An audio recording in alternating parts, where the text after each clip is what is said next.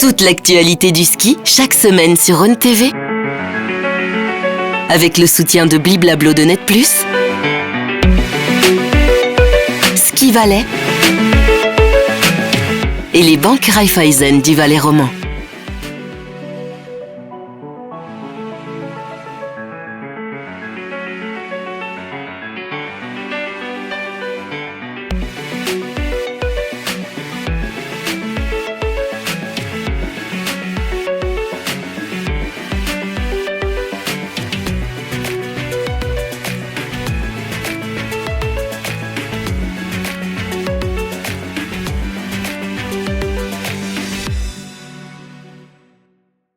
Bonsoir à tous, nous sommes ravis de vous retrouver cette semaine pour parler de ski. On doit encore malheureusement attendre un petit peu pour les prochaines courses qui auront lieu ce week-end à Lévis.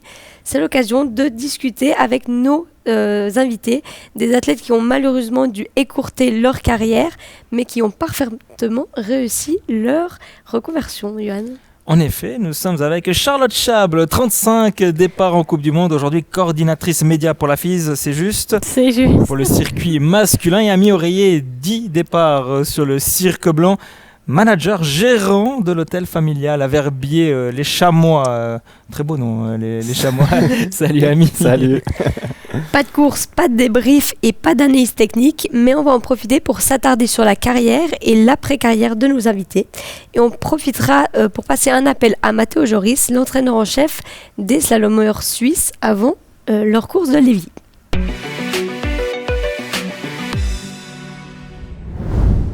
Pour commencer, on va faire un petit pas en arrière. D'une dizaine d'années, vous étiez parmi les skieurs les plus prometteurs durant les années 2010. Dans la première moitié pour toi, Ami. Dans la seconde pour toi, Charlotte. Malheureusement, il y a eu des pépins physiques, il y a eu plein d'autres choses. On va y revenir. On va déjà revenir sur vos débuts, Ami. Quand tu fais tes premiers pas en Coupe du Monde, c'est lors du géant de Solden en 2009. Tu te retrouves au milieu des Yankas, des Cuches qui brillent à ce moment-là. Quel souvenir tu en gardes ? C'était un très bon souvenir. À l'époque, j'avais commencé par la discipline du géant. Je me rappelle qu'il faisait une météo magnifique. Et puis, j'ai pas eu le résultat escompté à l'arrivée, mais c'était une bonne expérience pour une première. Ouais. Il y a cette photo ici, on le voit. Tu es avec Didier Cuche, Patrick Kung. T'as l'air impressionné. Ouais, c'est vrai. Je sais pas qui c'est que je regardais, mais Annalisa. Annalisa, ouais. C'était assez sérieux ces photoshootings. Même avec Ovomaltine. Avec Ovomaltine, ouais. Ça va pas mieux, mais plus longtemps. Ouais. Charlotte, ton baptême à toi, c'était à Flarau en 2015. Malheureusement, une élimination. Est-ce que tes débuts, c'était beaucoup de nervosité ? J'ai de la peine à me souvenir exactement dans quel état d'esprit j'étais. Je crois que je me réjouissais, mais je sais pas si j'étais nerveuse. Ce que je me souviens, c'est que je prêtais beaucoup d'attention à tout ce qui se passait autour, où en fait, oui, j'étais peut-être pas assez concentrée sur moi et ma course en fait, et que je regardais pas mal, j'observais les autres athlètes, j'observais, il fallait des accréditations pour aller à droite à gauche, il y avait, on savait qu'il y avait la télé qui était là, il y avait les médias, et en fait c'était beaucoup de choses qui m'ont traversé l'esprit, au lieu de me dire, ça reste une course comme une autre, tu es dans le portillon de départ et tu vas à l'arrivée. Et tu as enchaîné avec les mondiaux de Weil, et aussi une 11e place à Maribor. Tu t'es dit, ça y est, je suis entrée dans ce monde, j'y reste, ou comment ça se passe ? Je pense pas que je me suis dit ça comme ça. C'est vrai que déjà ma qualification pour les mondiaux, elle a été j'étais surprise. J'avais pas rempli les critères de sélection, mais j'avais la chance qu'à cette période-là, il y avait pas beaucoup de slalomeuses. J'avais fait des bons résultats en Coupe d'Europe. Du coup, ils m'ont sélectionnée et je fais une belle performance là-bas. Je m'attendais pas à ça, j'avoue. Donc c'était trop cool et en fait j'avais à cœur de confirmer derrière que c'était pas un hold-up et puis que j'avais vraiment entre guillemets volé ça aux mondiaux, et j'enchaîne direct avec un bon résultat à Maribor. Donc ouais, je me souviens que j'étais trop fière, j'en revenais pas. Et après c'est le moment où je me suis dit en fait je peux croire en moi. Ami, toi, tu avais fait une grosse saison en 2009-2010 avec 3 podiums en Coupe d'Europe et une place dans le top 3 en descente. C'est ce qui t'a ouvert un peu la porte à la Coupe du Monde la saison suivante. Malheureusement, ça a été plus dur de faire des points en Coupe du Monde. Comment tu as vécu ce changement de niveau ? Bon, ça date déjà pas mal, mais c'est vrai que surtout en vitesse, il y a beaucoup de différences entre la Coupe d'Europe et la Coupe du Monde, notamment au niveau des pistes. Et puis moi, j'avais un gabarit plutôt petit, donc en Coupe d'Europe, ça allait encore, mais toutes les parties un peu de glisse en Coupe du Monde, je prenais des belles casquettes. Et puis l'année là aussi, je skiais pas bien, je skiais pas mon niveau, et puis c'est vrai que j'ai bien galéré. Ouais. Charlotte, on va revenir peut-être à l'épisode sportif qui fait le plus mal, le slalom de Santa Caterina en 2016.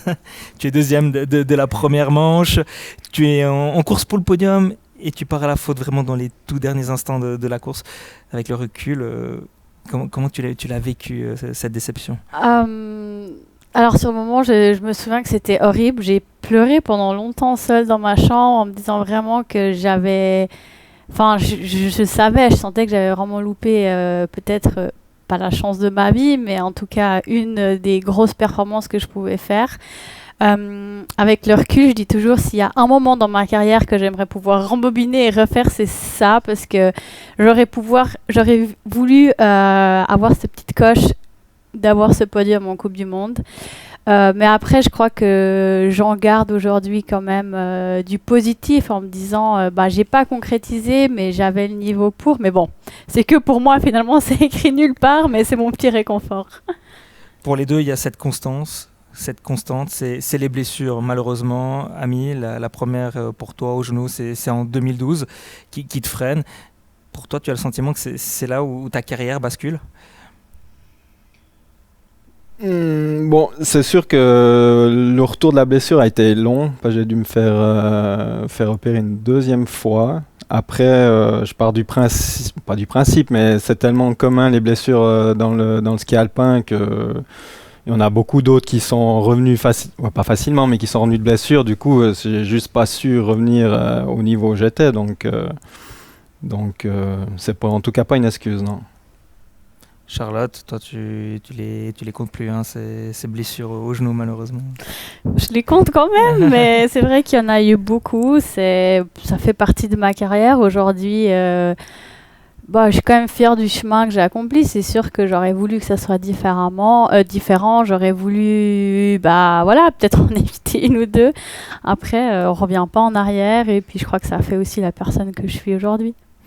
Il y a les blessures, mais après, il faut revenir au top, au plus haut niveau. Est-ce que peut-être vous avez senti un manque de soutien de différents sponsors, hein, c'est aussi le nerf de la guerre quand on est skieur, c'est d'avoir des soutiens financiers pour pouvoir continuer à s'entraîner, pour pouvoir être performant et revenir à son meilleur niveau, Ami. Les sponsors, ils étaient toujours un peu là. Après, c'est sûr qu'à cette époque, on n'avait peut-être pas la même structure donc moi c'était en 2012 je crois, on n'avait peut-être pas la même structure au niveau du ski pour les blessés, donc comme je me suis blessé en janvier et l'année suivante j'ai reskié que en mars je crois, du coup il y avait une longue période où j'étais pas avec l'équipe et eux étaient en course, et là je me sentais un peu seul parce que j'avais pas vraiment l'infrastructure autour de moi. On fait notre réhabilitation tout seul avec notre physio, mais pour le retour sur les skis ça a été compliqué, ouais. Et qu'est-ce qui vous a permis de vous accrocher à votre rêve, par exemple, Charlotte ? La passion, l'amour pour ce sport, tout en fait. Je me suis jamais posé la question, ça a toujours été dur. C'est clair qu'on se blesse, il y a beaucoup de tristesse, il y a beaucoup de douleur, il y a beaucoup de doutes, il y a une longue période qu'on sait que ça va pas être forcément évident et que on n'aurait pas envie d'être là. Mais moi, j'ai toujours assez vite accepté la situation et je me suis dit je peux pas revenir en arrière, on va de l'avant. Et puis en fait, j'avais de toute façon ce feu en moi qui m'animait de chaque jour donner le meilleur de moi pour revenir à mon meilleur niveau le plus vite. Et du coup, c'est vraiment l'amour pour le sport et de me dire, ça fait partie de mon chemin et je dois passer par les étapes pour revenir sur les skis. C'est la même chose pour toi, Ami? Oui, c'est exactement pareil. La passion du ski, l'amour pour ce sport. Et puis aussi, quand tu es livré à toi-même au départ, cette adrénaline, quand on n'est plus au départ d'une course, je pense que pour Charlotte, c'est pareil, ça nous manque et puis on n'a qu'une envie, c'est d'y retourner. Et comment vous avez donc vécu cet arrêt de carrière? Toi, Charlotte, à 27 ans et pour toi, Ami, à 28? Sur le moment, c'était très dur. C'est vrai qu'on a tendance un peu à oublier, puis qu'après, une fois que j'ai, en guillemets, annoncé officiellement ma retraite, tout s'est bien enchaîné pour moi. J'ai trouvé vite de quoi être, en guillemets, heureuse dans ma vie avec des nouveaux projets, mais sur le moment, en fait, j'ai eu une grande période où... En tout cas, je ne sais pas si ça s'est vu de l'extérieur, mais pour moi, c'était très dur à vivre. C'est du moment où je me suis blessée jusqu'au jour où j'ai annoncé ma retraite. Il y a eu une année. Une année où j'ai officiellement annoncé que je continuais, mais je ne savais pas parce que je me suis dit, je vais franchir tous les caps, je vais revenir sur les skis. Le jour où je suis à 100%, je décide est-ce que je veux continuer ou est-ce que je ne veux pas. Mais cette année, pour moi, il n'y a pas eu un jour où je n'ai pas douté, où je me suis dit je continue pas. Un jour, j'avais envie, un jour, j'avais plus envie. Enfin, j'ai passé par tous les états d'âme en me disant mais qu'est-ce que je fais si j'arrête? Je suis qui si j'arrête? Est-ce que je vais être heureuse? J'ai fait ça toute ma vie. Je me suis levée tous les matins en faisant quelque chose que j'aime. J'ai peur de ne pas retrouver. Enfin bref, j'ai eu 1000 questions et en fait, j'avais ce sentiment en moi que... Enfin, le jour où je suis tombée, quelque chose s'est brisé. Pas seulement mon genou, à l'intérieur, où je me suis dit, je crois que j'ai plus ma place. Enfin, il y a une page qui se tourne, mais je voulais pas l'accepter. Et au fur et à mesure que ça a avancé, ce sentiment, il a grandi en moi. Et j'ai dû l'accepter, mais j'ai pas voulu. Donc, j'ai vraiment essayé de repousser jusqu'au jour où, en fait, c'est devenu trop lourd à porter. Et j'étais sur les skis et je me disais, mais qu'est-ce que tu fais là? Je voyais plus l'intérêt de me battre pour des centièmes. Je me sentais plus à ma place, en fait. Puis là, je me suis dit, au bout d'un moment, en fait, c'était comme si ça sortait pas et du jour au lendemain, en fait, c'était devenu trop lourd à garder pour moi. Il fallait que ça sorte. Et une fois que ça a été dit, ça a été facile parce que mon deuil, en fait, avait déjà été fait pendant l'année de blessure et pas après. Ami, c'est pareil pour toi. Il y avait quand même un sentiment de soulagement au moment où tu as pris cette décision d'arrêter. Bon, alors de mon côté, c'était pas du tout les mêmes circonstances que Charlotte, parce que je m'étais fixé des objectifs en début de saison. Je voulais revenir vraiment en Coupe du Monde et puis vraiment passer le pas. Et puis, à mon sens, j'avais pas toutes les prédispositions pour la saison qui suivait. Et du coup, j'ai décidé d'arrêter parce que, voilà, je pensais pas que je pouvais franchir le pas avec ce que j'avais à ce moment-là. Ouais. Il n'y a jamais eu de regret par après quant à votre décision d'arrêter assez tôt finalement? Non, pas des regrets, non, parce que je pense que j'ai quand même essayé pendant quelques années. Certains disaient ouais, t'aurais peut-être pu arrêter un peu plus tôt, mais c'est vrai que j'avais cette passion puis j'y croyais. Mais là, j'ai senti que j'y croyais plus moi-même, donc c'était clair qu'il fallait. Mais c'était une décision difficile à prendre. Ouais. La vie d'athlète n'est pas un long fleuve tranquille, on le voit à travers vos exemples. Il y a une autre skieuse qui a connu des derniers mois difficiles, c'est Wendy Holdener qui a connu tout d'abord une fracture de la cheville en décembre dernier. Il y a eu ensuite la perte tragique de son frère vaincu par la maladie. Et la Schwitzoise retrouve aujourd'hui peu à peu le sourire et on va la retrouver d'ailleurs à Lévis. Elle s'entraîne déjà sur la piste finlandaise avec ces magnifiques images que vous pouvez admirer. Charlotte, est-ce que tu penses qu'on va retrouver rapidement Wendy Holdener d'avant blessure à Slalom de Lévis? Oui, alors après, j'ai vraiment aucune idée quel est son niveau actuel. Je sais pas, voilà, comment comment elle se sent, mais la connaissant, Wendy, c'est aussi surtout quelqu'un qui aime cette adrénaline de course, qui va savoir se transcender le jour J.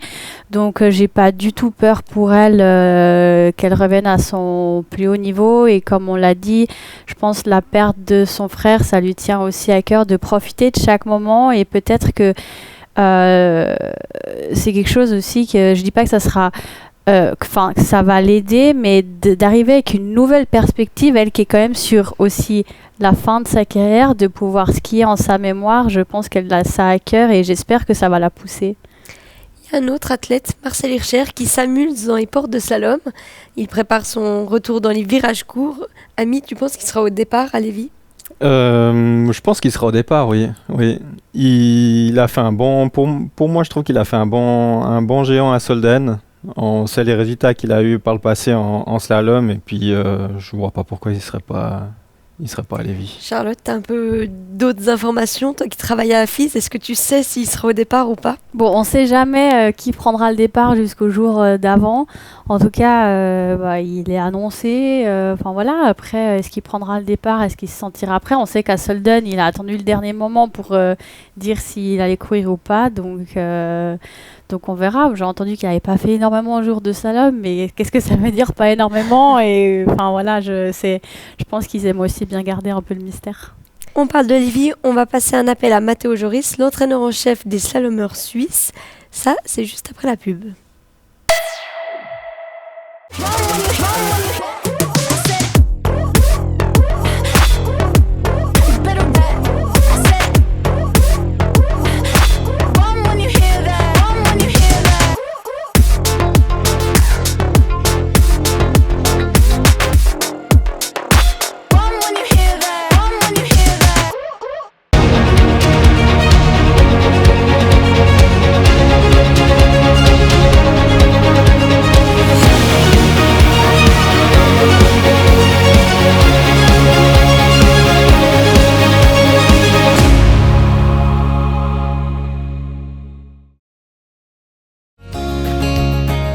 Vivez local, banquet local.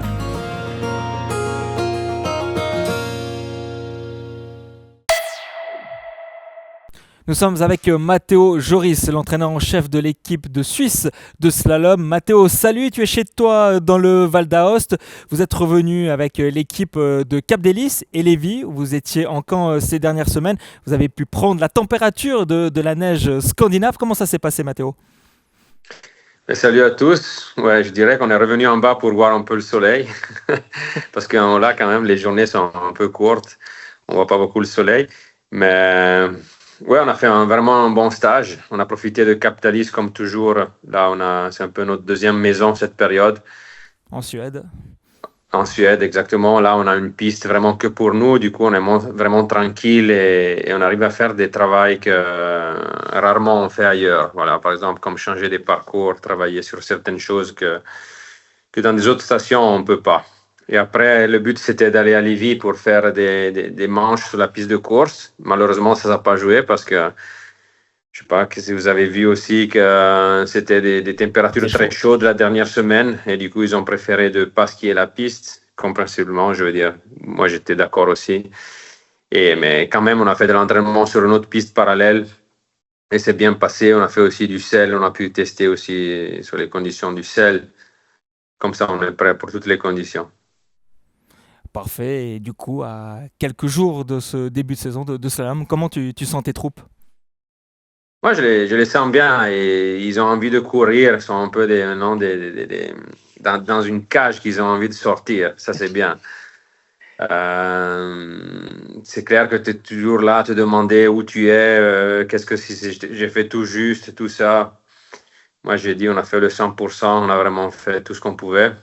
Maintenant, ils doivent se prendre du plaisir au portillon et chercher d'attaquer parce qu'ils ont tout fait pour être là près. Alors vous êtes de retour à Lévis depuis plusieurs saisons. Hein. Le circuit masculin ne faisait plus étape en Finlande. J'imagine que vous êtes content également de retrouver la piste finlandaise et surtout de commencer un peu plus tôt la saison que d'habitude. Oui, après c'est aussi vraiment une piste que je trouve elle est très bien pour faire le premier slalom. Nous, les dernières années, on est quand même monté nous entraîner parce qu'on y croyait qu'on remontait faire la course. Du coup, même quand il n'y avait pas de course, on est toujours allé là parce qu'au début de la saison, c'est vraiment une belle pente pour prendre de la confiance et pour faire aussi de la longueur pour nous. Et je trouve que comme première course, c'est vraiment une classique qui doit rester dans le calendrier. On parle de Lévis, il y aura Gurgel la semaine d'après, peut-être Solden, ça dépend les conditions d'enneigement en Autriche. Bah voilà, 2 courses déjà en l'espace d'une semaine. Il faudra vraiment déjà être performant dès le début. Oui, bien sûr. Il y a 13 slaloms en tous avec les mondiaux, c'est beaucoup de courses. Et c'est clair qu'il faut être prêt. Toutes les conditions, on aura 2 conditions complètement différentes entre Lévis et Gurgel ou Solden, on ne sait pas encore. Et on va chercher de faire quand même encore après Lévis 2 journées d'entraînement en Suisse quelque part pour préparer bien Gurgel derrière.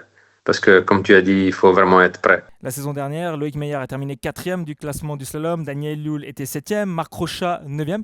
L'objectif cette saison, c'est de ramener quelqu'un sur le podium du classement de slalom à la fin de saison ou peut-être enfin viser ce globe de cristal. Bien sûr, moi je dis toujours l'objectif, c'est de skier vite et je reste sur mes thèmes parce que nous, c'est la performance, c'est ça. Après, c'est clair qu'au niveau du résultat concret, certainement, c'est viser les top 3 et ce globe qu'on mériterait vraiment, je pense, dans toute l'équipe. On a 6 coureurs dans les 30, excuse-moi, et sont les 6 qui peuvent skier au podium au niveau de ski. Alors, pourquoi pas aussi viser ça? Mais comme objectif, certainement, c'est de skier le plus vite et de mettre le jour de la course ce qu'on sait faire. Merci beaucoup Matteo, on espère retrouver tes athlètes le plus rapidement possible sur le podium, on l'espère dès ce week-end. À Lévis d'ailleurs, plusieurs membres de l'équipe de la Presqu'île se trouveront en Finlande et on vous fera découvrir la semaine prochaine dans notre émission un petit reportage sur la station Lapone.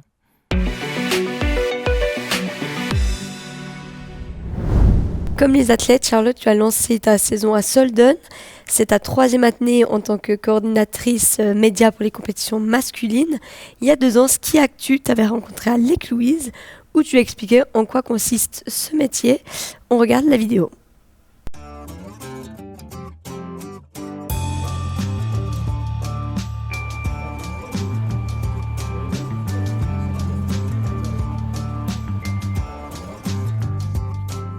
Ma fonction au sein de la FIS, je suis coordinatrice média.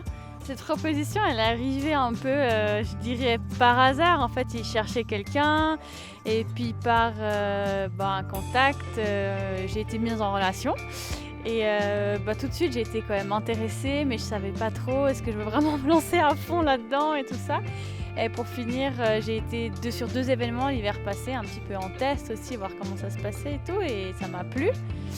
Et après, j'ai dit, ok, j'attaque la saison.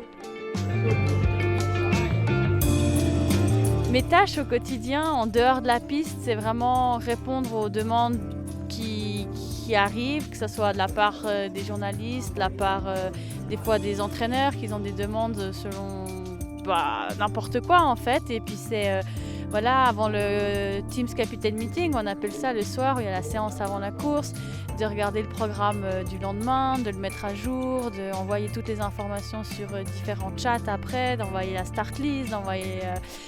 c'est vraiment être au cœur de l'information, dira-t-on. Alors, quand je suis dans l'aire d'arrivée, je coordonne en fait, s'il y a des demandes de la part des médias et puis qu'il n'y a pas de presse attachée de la nation. C'est moi qui vais chercher les athlètes, qui les amène là où il faut. Et puis je réponds un petit peu vraiment à toutes les demandes qu'il y a à faire. Je m'occupe des interviews pour le vainqueur, s'il y a des interviews à faire après la reconnaissance, etc. pour le International Feed. Pour faire les interviews, c'est tout en anglais. Donc par moment, c'est pas toujours facile, mais on dira-t-on que ça va venir de mieux en mieux. Non, mais du coup, c'est vrai que je parle français, anglais, allemand, et puis je mixe un petit peu entre les 3 langues. Et puis c'est cool, j'adore parce que j'ai vraiment envie de progresser en allemand et en anglais. Et puis je vois ça vraiment comme une opportunité. D'avoir été skieuse, ça m'aide quand même un peu pour tout ce qui est le contact avec les athlètes, parce que c'est vrai que pas tout le monde, mais quand même une bonne partie des athlètes, je les connaissais d'avant, ils me connaissaient aussi, ou s'ils ne me connaissaient pas, ils ont entendu que je faisais du ski, donc je pense que ça aide parce qu'ils se disent c'est pas quelqu'un qui vient de nulle part, qui a aucune idée, et puis voilà, gentiment, je vais pouvoir construire un peu une relation avec tout le monde et ouais, c'est cool.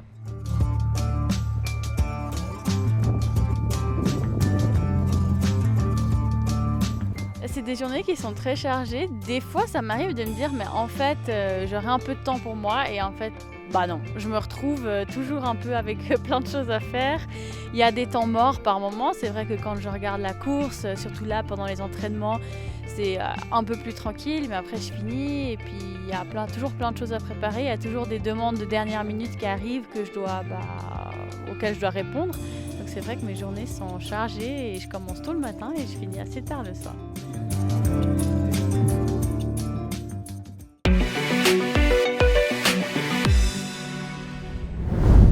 On l'a dit, Charlotte, c'est ta 3e saison derrière la barrière en tant que coordinatrice de la FIS pour le circuit masculin. Qu'est-ce qui te plaît tant dans ce métier ? C'est d'être toujours dans le milieu ou être toujours au contact des athlètes ?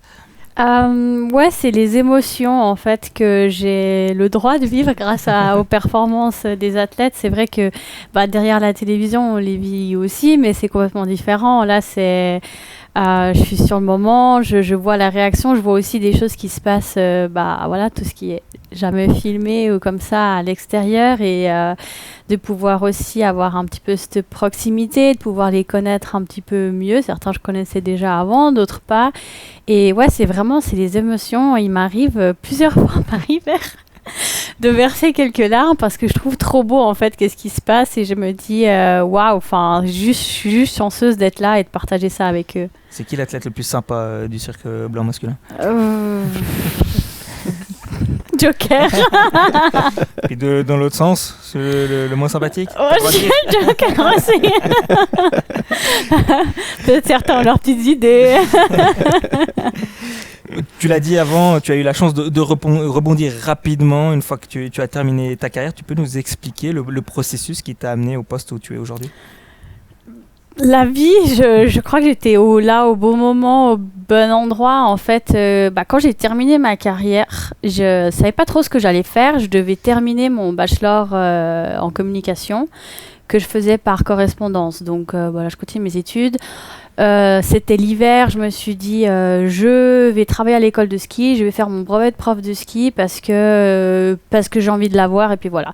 Donc je me suis lancée là-dedans et au courant de l'hiver, j'ai reçu un coup de fil que en fait le gars qui faisait ce que je fais actuellement était blessé, diverses raisons, il cherchait à le remplacer et puis Sophie Cliva qui faisait ce job il y a maintenant quelques années a donné mon contact et puis ça s'est vraiment fait comme ça sur un coup de fil, est-ce que tu veux, et puis j'ai dit pourquoi pas, et je suis allée entre guillemets en test sur 2 courses.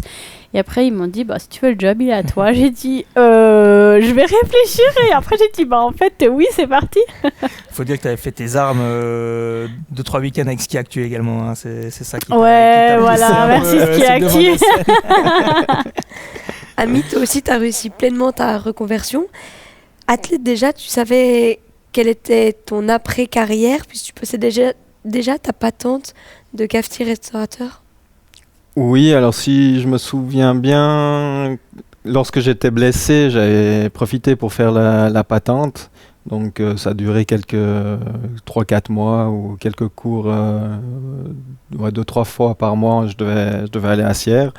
Et puis j'ai toujours eu j'ai eu de la chance d'avoir dans la famille, on a 2 établissements, donc j'ai été baigné là-dedans depuis tout petit. Et puis j'avais toujours un intérêt pour l'hôtellerie avec tous les voyages que j'ai fait durant ma carrière, et c'était quelque chose qui m'intéressait. Ouais. Et est-ce que vous avez l'impression qu'actuellement les skieurs, les jeunes skieurs actuels, ils négligent un peu cette partie d'après-carrière, où justement on est quand même assez bien guidé et puis on arrive à préparer cette après-carrière? Je trouve que ça s'améliore.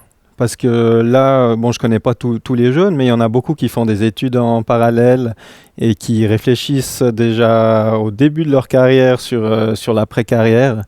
Et à une époque, à mes débuts en FIS, c'était pas trop le cas. On était vraiment focus dans nos objectifs et puis il y avait que le ski. Dans le guidon, comme la ça. tête dans le guidon, exactement. Toi, Charlotte, tu as des connaissances ou des témoignages?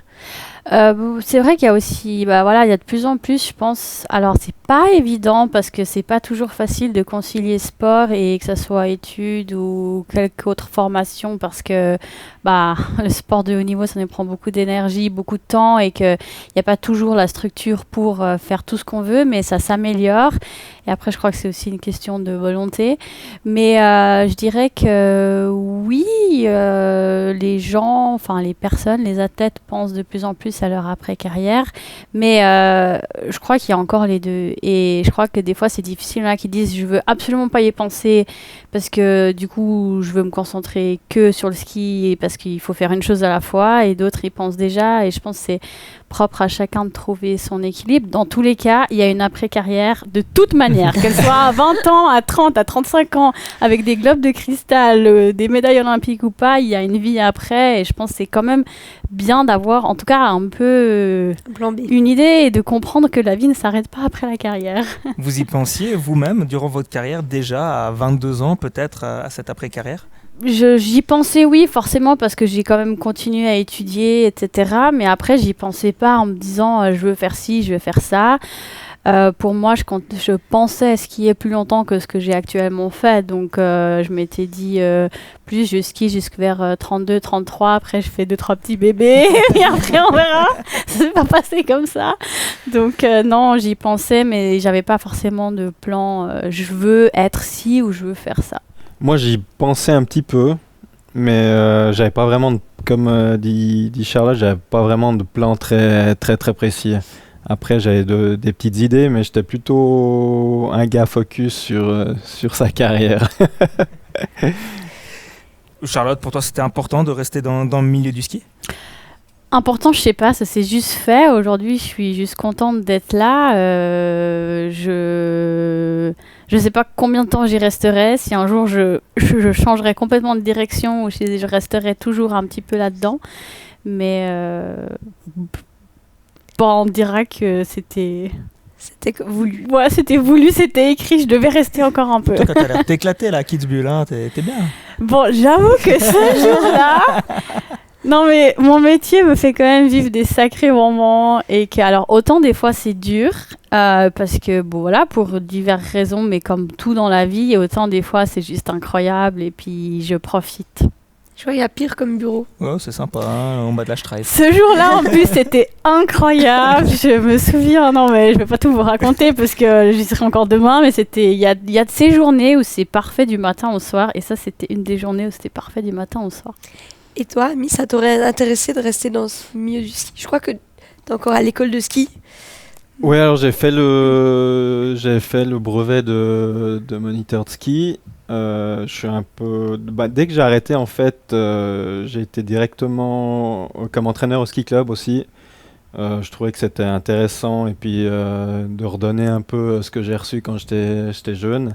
Mais après, j'avais pas vraiment l'envie de faire entraîneur ou j'avais envie de prendre un peu de distance avec le ski. Ouais. Mais tu restes quand même dans le milieu, tu suis encore tes copains, Daniel Yule, Justin Murisier, tu suis quand même la saison. Ah oui, alors je suis énormément, ouais, c'est sûr que je suis, quand je les regarde descendre, je suis à fond dedans, ça reste une passion et puis ça m'intéresse énormément, c'est top, ouais.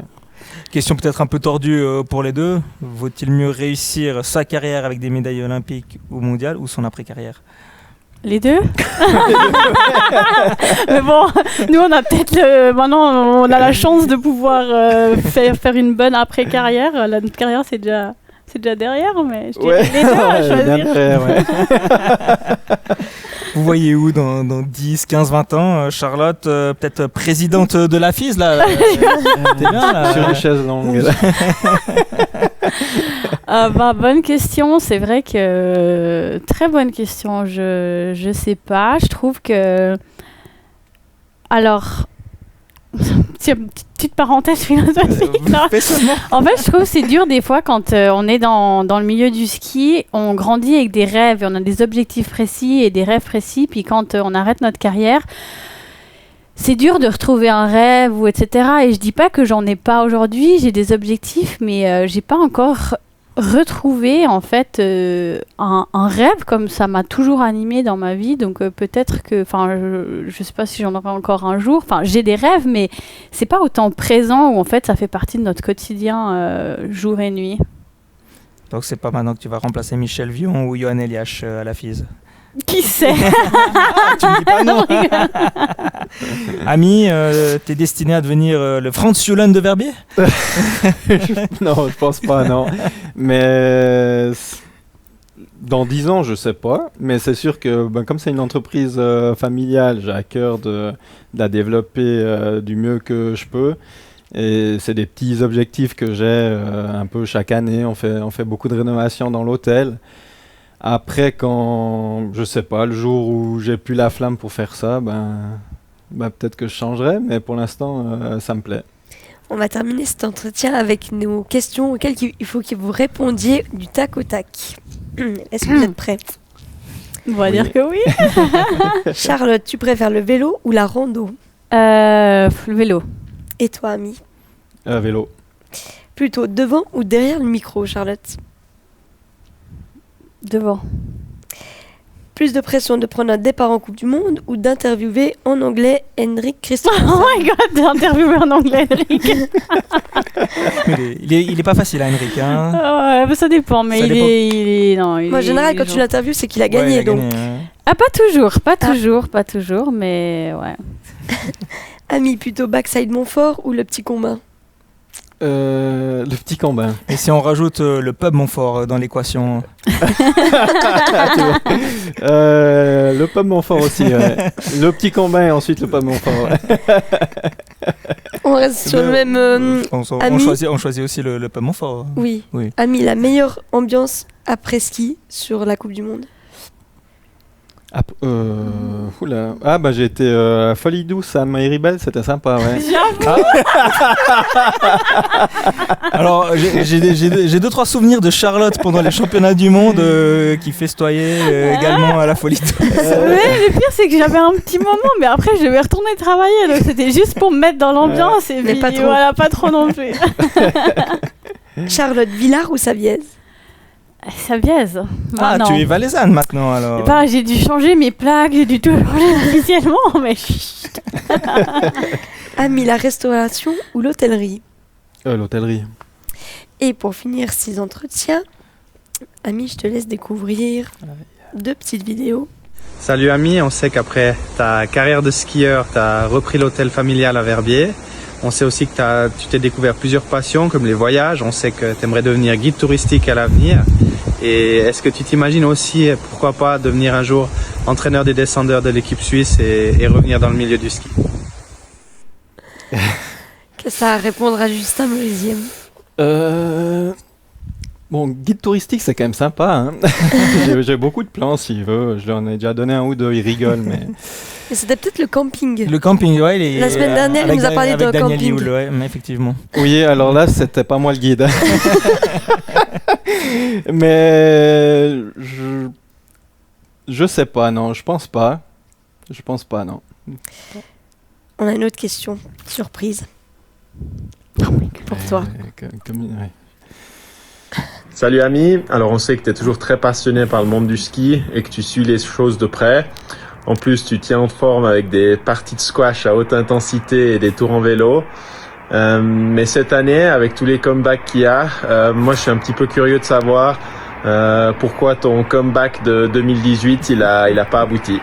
Alors, on rappellera qu'il y a eu un article paru dans la presse spécialisée qui évoquait ton retour en 2018 pour un poisson d'avril. Oui, exactement. Je m'en souviens assez bien parce que j'ai découvert ça au café avec un copain, puis il me parle de ça. Alors, je lui ai dit non, mais... Et puis c'était vrai, ouais. Du coup, je me suis bien fait avoir. Mais non, il n'y aura pas un aussi beau comeback en 2018 cette année. Il aurait bien aimé, mais... Et puis, je pense qu'il se sentait un peu sous pression, surtout en slalom, si je revenais. il aurait dû... je pense qu'il aurait pu serrer un peu les fesses. Ouais. Charlotte, on a aussi 2 questions pour toi. Je te laisse découvrir la première.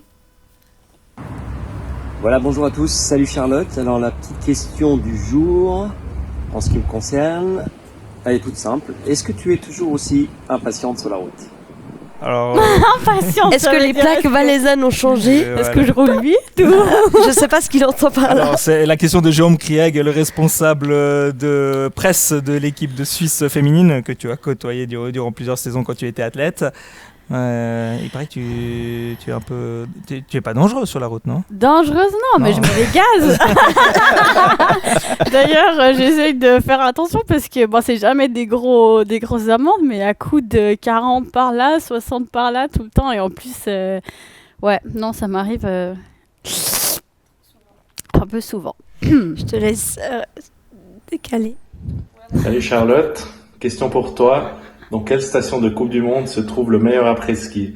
Moi, malheureusement, j'ai pas trop le temps de profiter, mais toi, tu travailles à la FIS, donc j'imagine que tu as le temps. Ah non ! Est-ce que c'est pour ça que tu ne viens pas à Lévis, parce qu'il n'y a pas d'après-ski là-bas ? Allez, on se voit à Val-d'Isère. Ciao, ciao.